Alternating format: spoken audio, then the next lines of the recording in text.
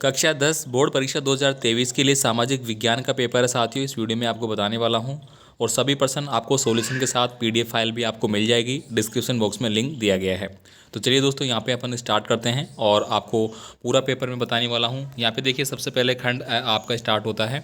अब video start करने से पहले आपसे छोटी सी रिक्वेस्ट होगी, अगर आप चैनल पर नए हैं तो प्लीज़ चैनल को सब्सक्राइब जरूर करें, वीडियो को एक लाइक कर दीजिए, अपने दोस्तों को ज़रूर सेंड करें ताकि एग्ज़ाम में आपको अच्छे से हेल्प मिले और आपके सभी फ्रेंड हैं उनको भी हेल्प मिले मॉडल पेपर के माध्यम से कि कौन कौन से प्रश्न आपके एग्ज़ाम में आएंगे, आपको अच्छे से तैयार कर लेना है।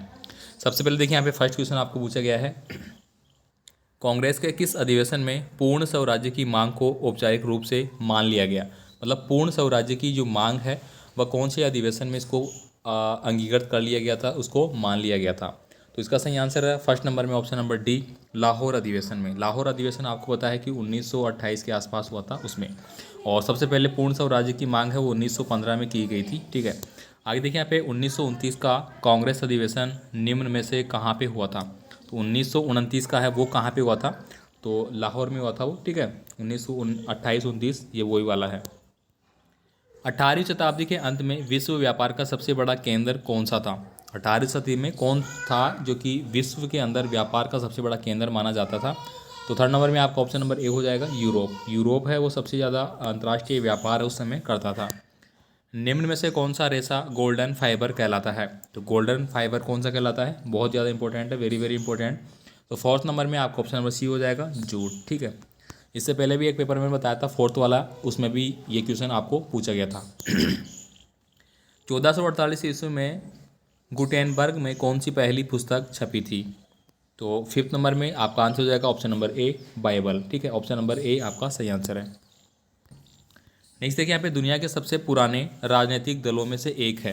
तो दुनिया में सबसे पहला जो राजनीतिक दल की बात की जाए तो इनमें से कौन सा है। तो सिक्स नंबर में आपका आंसर हो जाएगा option number B, Bharatiya Rashtriya Congress party, option number B. Next देखिए, किसी लोकतांत्रिक शासन व्यवस्था द्वारा सामना की जाने वाली समस्याओं को क्या कहते हैं। तो सेवन नंबर में आपका ऑप्शन नंबर ए हो जाएगा, लोकतंत्र की चुनौतियाँ बोलेंगे, ऑप्शन नंबर ए आपका करेक्ट आंसर है। वह राजनीतिक दल जो सत्ता पर काबिज होता है क्या कहलाता है। तो एट नंबर में आपका ऑप्शन बी हो जाएगा, सत्ताधारी दल उसको हम बोलेंगे। नेक्स्ट देखिए, भारत में सूचना पाने का अधिकार है वो कब लागू हुआ था। तो 2005 में हुआ था। ठीक है, तो ये आपका सही आंसर हो जाएगा, सूचना का अधिकार 2005 में लागू किया गया था। काफ़ी इंपॉर्टेंट है और ये बड़ी बड़ी परीक्षाओं में भी ये प्रश्न पूछा जा चुका है। यहाँ पे देखिए, जमाकर्ता बैंक के पास पाते हैं। तो बैंक के पास है वो क्या पाते हैं, अपने धन पर ब्याज, वेतन, बोनस या उपहार। तो 10 नंबर में ऑप्शन नंबर ए हो जाएगा, वो अपने जो धन जमा करते हैं उसके ऊपर वो ब्याज पाते हैं। नेक्स्ट देखिए, क्वेश्चन नंबर अगला है आपका, निम्न में से कौन सा उद्योग खनिज आधारित उद्योग है। तो यहाँ पे 11 नंबर में आपका आंसर हो जाएगा ऑप्शन नंबर सी, जो कि सीमेंट उद्योग, जिसको अपन उद्योग क्या बोलते हैं, उद्योग खनिज के रूप में जाना जाता है। वह कंपनी जो एक से अधिक देशों में उत्पादन व स्वामित्व पर नियंत्रण रखती है क्या कहलाती है। मतलब एक से अधिक देशों में उसका उत्पादन होता है और उस पर वो अपना स्वामित्व रखती है और उसको नियंत्रण भी करती है। तो ऐसी कंपनी को क्या बोलेंगे, तो ऐसी कंपनी को हम बोलेंगे बहुराष्ट्रीय कंपनी, ऑप्शन नंबर सी आपका सही आंसर है। इसके बाद देखिए, यहाँ पे फिल इन द ब्लैंक वाले क्वेश्चन आपको मिलते हैं। 19वीं सदी के अंत में निर्माता अपने उत्पादकों को बेचने के लिए क्या छपवाने लगे थे। तो क्या छपवाने लग गए थे वो, तो कैलेंडर। ठीक है, आपको आंसर में क्या लिखना है, कैलेंडर। ठीक है, नेक्स्ट देखिए, यहाँ पे खालिस्तान आपको दिया गया है, निर्यात तभी संभव हो पाता है जब जहाज़ों को ठंडा रखने की व्यवस्था कर ली। ठीक है, तो इसमें क्या आएगा आपका, तो यहाँ पे मांस। ठीक है, मांस का निर्यात तभी संभव हो पाता है जब जहाज़ों को ठंडा रखने की व्यवस्था कर ली थी। मतलब मांस अगर देखो गर्म होगा या फिर गर्मी की वजह से वो सड़ जाता है, इसलिए उसको अपन निर्यात नहीं कर सकते। तो इसके लिए परशीतक यानी कि ठंडा स्थान है, जिसको अपन रेफ्रिजरेटर जैसे रखते हैं ना, बड़ी बड़ी कंपनियों में रेफ्रिजरेटर होते हैं जहाँ पे आइसक्रीम वगैरह या फिर कोल्ड प्रकार की चीज़ें रखी जाती है, इसलिए ये आपका सही आंसर है। नेक्स्ट देखिए, अगला क्वेश्चन है, अन्य जाति समूहों से भेदभाव और उन्हें अपने से अलग मानने की धारणा है वो किस पर आधारित थी। तो वह थी दोस्तों आपकी वर्ण व्यवस्था पे। ठीक है, वह कौन सी थी, वर्ण व्यवस्था पे। ठीक है, नेक्स्ट देखिए, यहाँ पे केरल में शिशु मृत्यु दर कम है क्योंकि वहाँ स्वास्थ्य और किसकी मौलिक सुविधाएं पर्याप्त मात्रा में उपलब्ध है। तो स्वास्थ्य के साथ में किसकी है, आपकी शिक्षा की। आपको बताया कि केरल शिक्षा के मामले में फर्स्ट नंबर पे रहता है। नेक्स्ट देखिए, यहाँ पे 5 नंबर का क्वेश्चन है, खालिस्तान दिया गया है आपको, परिवारों की ऋण की अधिकांश ज़रूरतें अनौपचारिक स्रोतों से पूरी होती है। तो इसका सही आंसर क्या होगा? तो इसका सही आंसर हो जाएगा ग्रामीण परिवारों की। ठीक है, ग्रामीण जो परिवार होते हैं उनकी ऋण की अधिकांश ज़रूरतें अनौपचारिक स्रोतों से प्राप्त होती है। यहाँ पे देखिए, उपभोक्ता की सक्रिय भागीदारी से ही किस प्रकार के आंदोलन को प्रभावी हो सकता है? तो इसको बोलेंगे अपन उपभोक्ता आंदोलन। ठीक है, उपभोक्ता आंदोलन। इन सभी के आंसर दोस्तों आपको मिल जाएंगे। यहाँ पे मैं आपको बता देता हूँ। देखिए, ये देखिए यहाँ पे पूरा पेपर है, उसका आंसर आपको यहाँ पे लिखे हुए मिल जाएंगे सभी के। ठीक है, ये देखिए विद आंसर आपको जो जो क्वेश्चन जो अभी मैं बता रहा हूँ उनके आंसर आपको यहाँ पे नीचे मिल जाते हैं।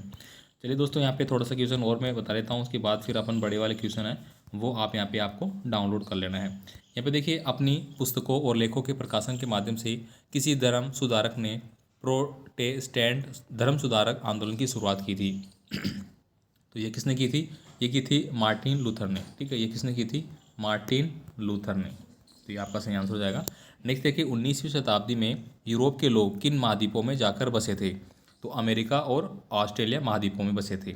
अब आपने पढ़ा होगा, जो आपने फ्रांस की क्रांति वगैरह पढ़ी होगी, तो ये क्यों चले गए थे? क्योंकि फ्रांस, रूस, यहाँ पे दोस्तों क्या था, अत्यधिक अत्याचार उन पर किया जा रहा था। तो वो उन अत्याचारों से बचने के लिए, अत्यधिक उनसे लाग बाग ली जा रही थी, उनसे बचने के लिए वो अमेरिका जैसे देशों में, ऑस्ट्रेलिया जैसे देशों में जाके बसना शुरू कर दिए थे। यहाँ पे देखिए अगला है, इंग्लैंड में सबसे पहले कारखाने हैं वो कब खुले थे? तो सबसे पहले इंग्लैंड में कब खुले थे? आपके 1730 के दशक में।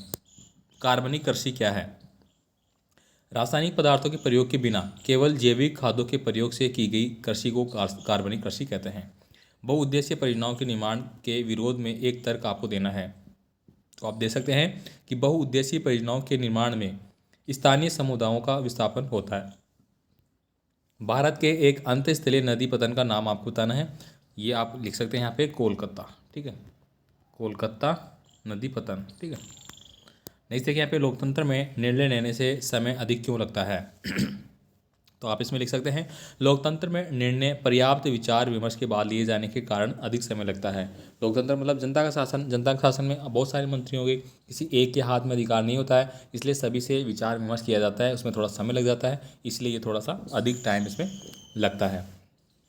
नेक्स्ट क्वेश्चन आप देखेंगे यहाँ पे, किन्हीं दो संस्थागत कार्यों में लोकतांत्रिक व्यवस्था ज़्यादा सफल रही है? तो दोस्तों, नियमित और निष्पक्ष चुनाव कराने और खुली सार्वजनिक चर्चा के लिए उचित स्थितियाँ इसमें देखी गई है। किन्हीं दो संस्थागत, ये तो हो गया। इसके बाद देखिए, लोकतंत्र के विस्तार की चुनौती से क्या अभिप्राय है? तो लोकतंत्र के विस्तार की चुनौती से अभिप्राय की बात करें तो लोकतांत्रिक शासन के मूल सिद्धांतों को राष्ट्र के सभी क्षेत्रों, समूह तथा संस्थाओं में लागू करना होता है। तो इस प्रकार से दोस्तों, अब देखिए मैं इनको एक और क्वेश्चन में आपको बताता हूँ, प्राथमिक क्षेत्र किसे कहते हैं? तो दोस्तों, प्राथमिक क्षेत्र का मतलब क्या हो गया? जब हम प्राकृतिक संसाधनों का उपयोग करके किसी वस्तु का उत्पादन करते हैं तो उसे हम प्राथमिक क्षेत्र कहते हैं। बाकी प्रश्न दोस्तों मैं आपको रीड नहीं करूँगा, यहाँ पे देखिए आप प्रश्नों को देख लेना। ठीक, असेंबली लाइन क्या होती है, ये सब, जल संकट वगैरह। ठीक है, तो इन सभी का आंसर दोस्तों आपको नीचे PDF फाइल है वो उसमें मिल जाएगा, और PDF फाइल का लिंक दोस्तों आपको डिस्क्रिप्शन बॉक्स में दिया जा रहा है। आपको व्हाट्सएप ग्रुप के माध्यम से और टेलीग्राम के माध्यम से मिल जाएगी, आप उनको ज्वाइन जरूर करें। डिस्क्रिप्शन बॉक्स में लिंक दिया गया है। ठीक, यहाँ देखिए पूरा मानचित्र जो भी आपका है, भारत का मानचित्र से कुछ क्वेश्चन पूछे गए वो भी इसमें इंक्लूड किए गए हैं। तो आपसे रिक्वेस्ट होगी दोस्तों, आप चैनल को सब्सक्राइब जरूर करें, और आपका कोई भी कमेंट आप मुझे कमेंट कर सकते हैं। मिलेंगे फिर अगले पेपर के साथ, अगले इंपॉर्टेंट प्रश्नों के साथ, मॉडल पेपर के साथ। ठीक है, तो आप कमेंट कर सकते हैं, आपको जो भी कमेंट है। धन्यवाद।